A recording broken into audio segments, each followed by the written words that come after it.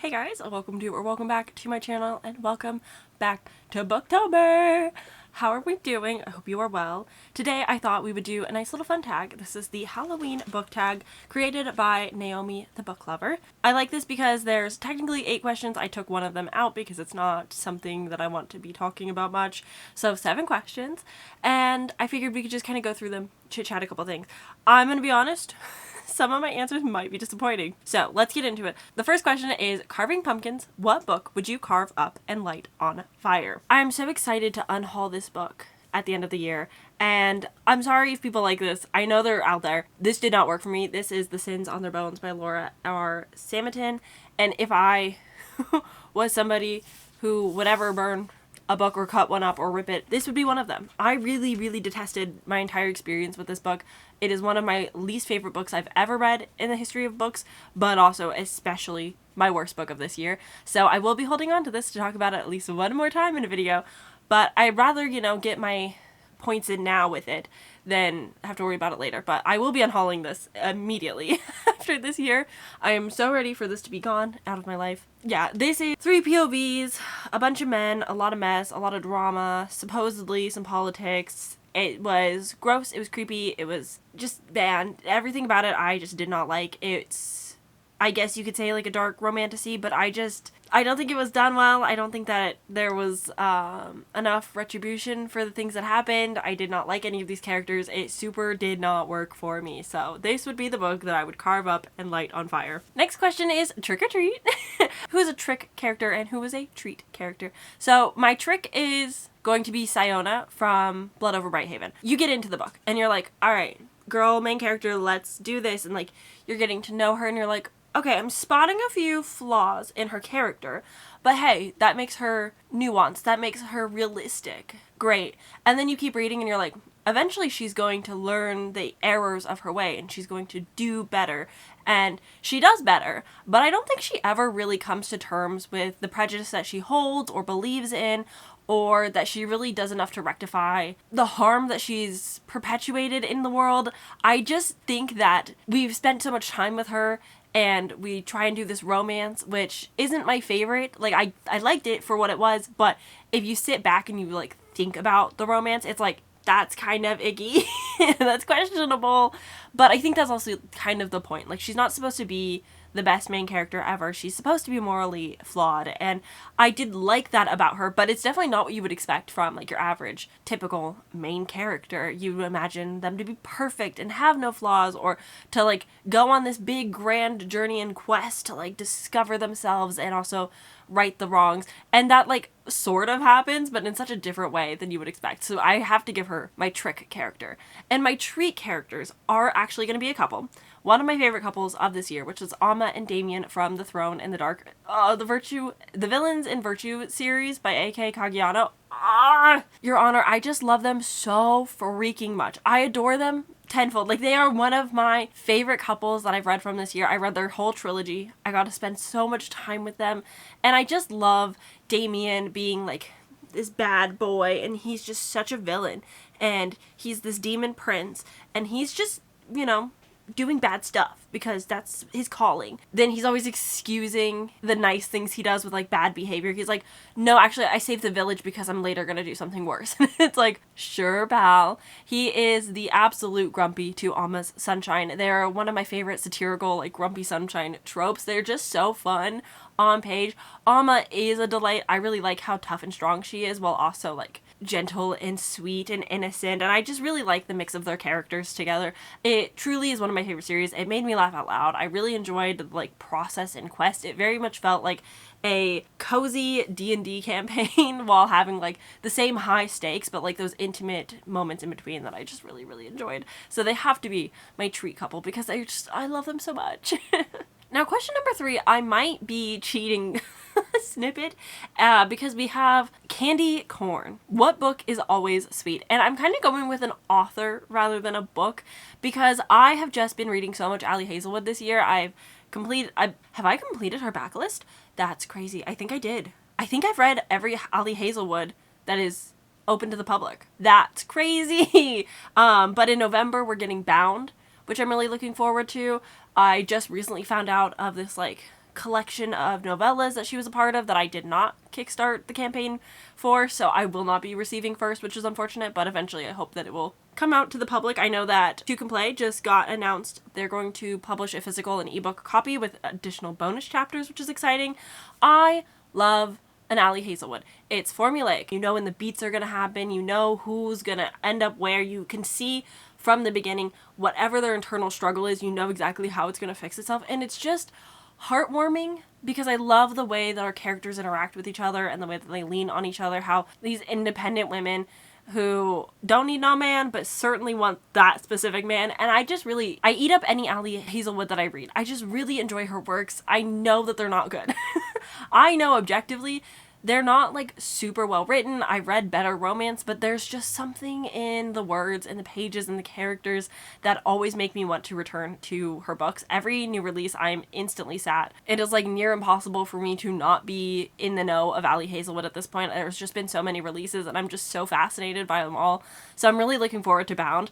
And I just know that any Allie Hazelwood book I pick up, it's going to be sweet. It's going to be nice. It's going to make me feel a little bit wholesome and heartwarmed. So that is my candy corn author. Ooh, okay, ghosts. What character would you love to visit you as a ghost? I don't care. I really struggle at 3 of these questions are very character focused, and I try my darndest. I keep track of character names. I keep track of side characters. I have like pretty, not the most detailed notes of reading, but I try my best to keep detailed notes of like who we're following, who matters, what's going on in the book, what are my thoughts and feelings on them. I do try. I've kind of fallen off a little bit this year on keeping notes. I was really good about it last year.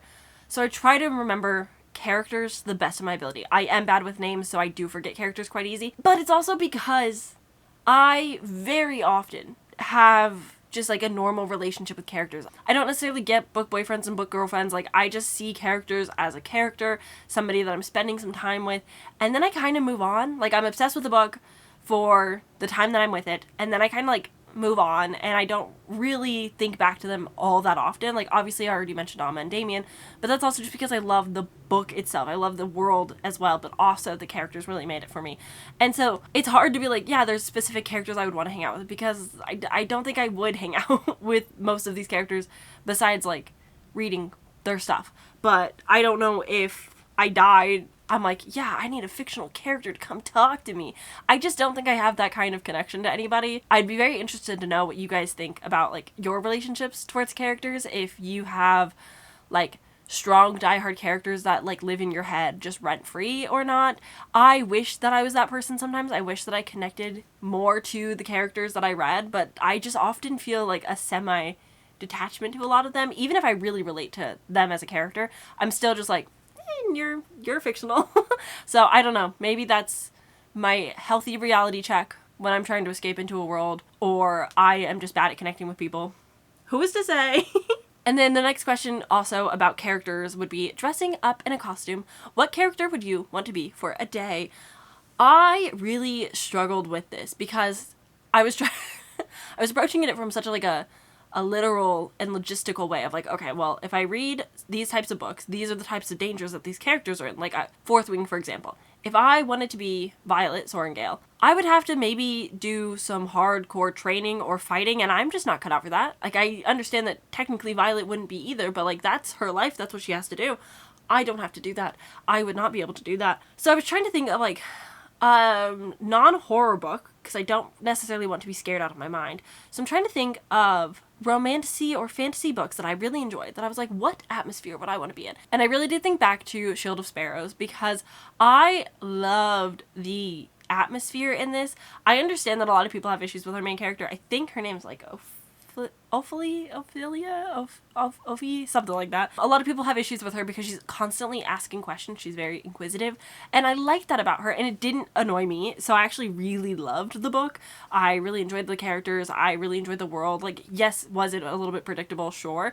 But, oh my god, living in like a little elven tree house town sounds delightful. I would love to be there for a day. I would love to just hang out in my little treetop room, go down to the little library, take a couple books, go read.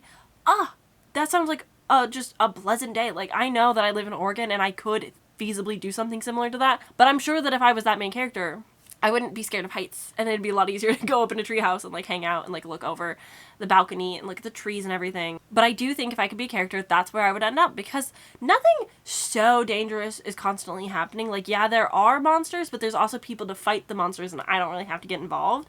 So I could just kind of like chill and hang out, read my books, play some board games, like relax. I think that'd be a nice place to hang. And then we have our very final question, blood and gore. What book was so creepy you had to take a break from it for a while? If we know anything about me, it's that I read books quite fast. It takes me anywhere from 1 to 3 days typically to read a book. I don't often set books down and sit with them for like super long periods of time. So I don't have any specific book in mind that I'm like, it was too much for me to stomach that I put down and came back to. Like, yeah, I have DNF'd books in the past. One specifically, I've DNF'd The Bluest Eye because I couldn't stomach it, but that's not like really blood and gore either. It's not like, it's a different kind of DNF. It's just a trigger DNF rather than like horror stuff. So I was thinking like House of Leaves, because that one took me a really long time, but also like there were some actual creepy moments, but also it's just some like slog woof, can't believe that I have to read this type of pages. Sometimes there's just like blocks of pages of that you have to read and you're like, why am I doing this to myself? So I feel like that's a good option of like a book that was so creepy that I like stepped away for a little bit, took my time with it, but that's also because of the way in which it's told. So I don't know, maybe Eric LaRocca's, oh, what is it called? Honestly, any Eric LaRocca, but specifically the short story that we all know. Something say what you, things have gotten worse since we last spoke. That had some moments where I was like, I don't know if I want to keep reading. I want to like skim some sections, because it's basically like these women daring each other to do things to like profess their love to one another. And it was like a lot. It was like so much at times.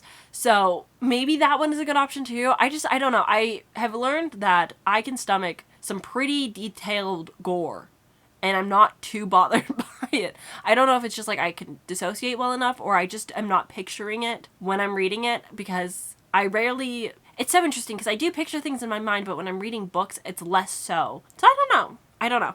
I have no answers. I don't know. There's not like anything super standoutish that's like so scary, so creepy that I took long breaks from. But at the same time, there's definitely been moments, like even Julie Chan is Dead. There is some horrific moments in that book that make you go, okay, and like make you like think about things for a second. So I've had a few moments like that this year especially, but I don't think there's like a singular book that really made me take a step back.